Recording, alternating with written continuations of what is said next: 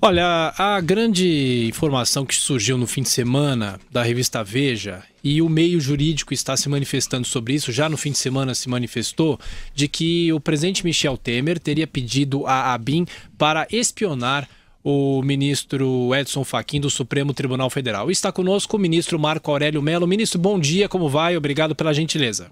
Bom dia, uma satisfação enorme falar aos ouvintes da Jovem Pan.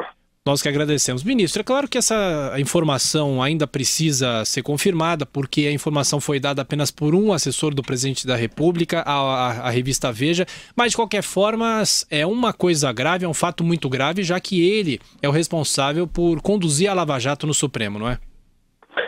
Não é inimaginável que se possa ter isso, ou seja, um órgão que é um órgão público, levantando dados de quem vem atuando, personificando o Supremo. Agora soube, mediante a fala do próprio ministro da Justiça, Torquato Jardim, que antes de a nota ser divulgada, o presidente da República conversou com a presidente do Supremo e disse que não havia nada partindo do Palácio do Planalto sobre essas investigações.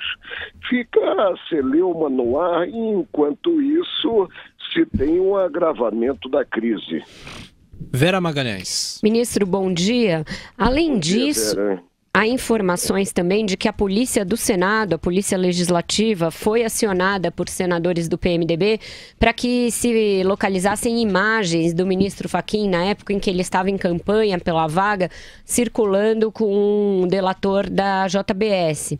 Tudo isso leva a um cenário do Executivo e o Legislativo, que tem pessoas investigadas pela Lava Jato, tentando, desacreditar o relator da operação no Supremo. Isso, aliado ao fato de que o presidente acaba de ser absolvido no TSE e que na véspera disso nomeou 2 ministros que iriam julgá-lo, não cria um ambiente aí em que os poderes, a tal da independência entre os poderes, começa a ficar ameaçada, ministro? Olha, em primeiro lugar, nós não temos uma polícia do Legislativo.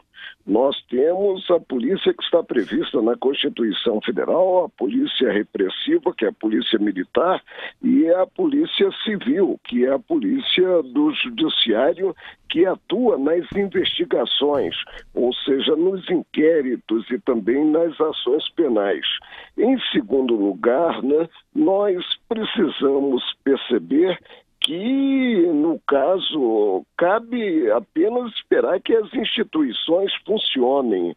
Ou seja, não há campo para qualquer retaliação, não há campo para trazer-se, visando comprometer a atuação equidistante do ministro Luiz Edson Fachin, dados que são dados anteriores àquele momento em que ele tomou posse como ministro do Supremo. Ministro Marco Aurélio, bom dia. Marco Antônio Villa, ministro. Marco Antônio Villa, satisfação em ouvi-lo.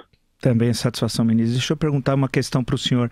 A ministra Carmen Lúcia, ela publicou essa nota em resposta aí à revista Veja, né? A impacto que causou já no próprio sábado tal. Há uma suposta ação do governo de investigação, uma espécie de KGB nativa chamada de ABIN. Eu queria perguntar isso ao senhor. O senhor foi favorável a esse tipo de nota? E como é que o senhor se posiciona em relação a essa questão?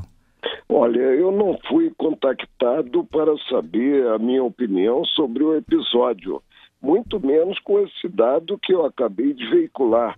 Ou seja, antes da nota, o presidente da República desmentiu a iniciativa que seria do Palácio quanto a essas investigações. Agora, o momento é de temperança, o momento é de atuar-se e não de certa forma, se incentivar e a celeuma sobre o que vem ocorrendo no Brasil. Nós precisamos trabalhar, atuar e compreendendo que os homens aceitam muito mais gestos, atos do que palavras. Ministro Marco Aurélio, bom dia. O Gilmar Mendes utilizou o artigo 51 da Constituição dizendo que compete privativamente a Câmara Federal autorizar por 2/3 de seus membros a instauração de processo contra o presidente e o vice-presidente da República e o prazo é de 15 dias, segundo a Constituição. Esses preceitos são autoaplicáveis peremptoriamente, ministros? Olha, eu não imito entendimento sobre a atuação de colegas, muito menos a atuação do ministro Gilmar Mendes. Agora, nós temos um figurino que deve ser observado. Quanto a prazo, né, nós também conhecemos a máxima de que prazo sem sanção é um prazo ineficaz. Precisamos aguardar, precisamos esperar que a iniciativa, se houver, do Procurador-Geral da República apresentando a denúncia ao Supremo. Então, o mecanismo será o previsto na Constituição Federal, que a todos indistintamente submete, ou seja, o Supremo pedirá licença à Câmara dos Deputados para poder deliberar sobre o recebimento ou não da denúncia. Ministro, sem fazer avaliação, como o senhor disse, e opinar sobre a ação individualmente de algum ministro, mas vendo o conjunto do julgamento do Tribunal Superior Eleitoral, quer dizer, a questão institucional propriamente dita, que envolveu agora, que terminou na sexta-feira, foi, acho que, o mais longo julgamento do TSE da história. O senhor que já presidiu aquela corte, como é que o senhor avaliou o andamento e o resultado? Louvável o trabalho realizado pelo relator, ministro Herman Benjamin. Agora, houve uma decisão e foi proclamada a decisão e ela deve ser observada. Ministro, só para encerrar, o Procurador-Geral da República deve apresentar essa denúncia, espera-se aí que ele apresente a denúncia contra o presidente da República. Ao mesmo tempo, ele reiterou ao Supremo, e o senhor agora é o relator disso, o pedido de prisão do senador Aécio Neves. Como o senhor vai proceder nesse inquérito? O senhor pretende, pelo que eu soube, submeter pelo menos à turma, se não ao pleno da corte, esse pedido? Quais são os próximos passos desse inquérito? Olha, nós temos a pendência de incidentes. E então, considerados agravos interpostos, agravos daqueles que estão presos, agravo do senador pretendendo retornar à cadeira, estabeleci um contraditório, ou seja, busquei ouvir o Procurador-Geral da República. E a contraminuta chegou na sexta-feira, já à noite, né, uma peça de cerca de 90 folhas. Agora, nós vamos definir esses incidentes para, posteriormente, então, darmos sequência à denúncia apresentada pelo Procurador-Geral da República.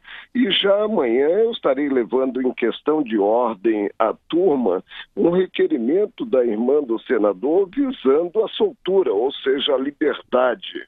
Por que não enfrentei sozinho esse requerimento?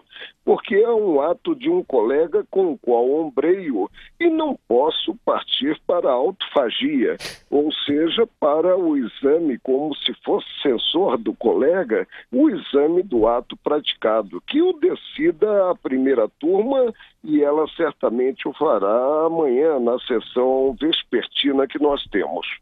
Ministro Marco Aurélio Mello, muito obrigado pela atenção e gentileza com os ouvintes da Jovem Pan. Uma excelente semana, ministro. Muito obrigado para todos nós e que a paz realmente ela prevaleça com as instituições funcionando, o que dá esperança à sociedade quanto a dias melhores.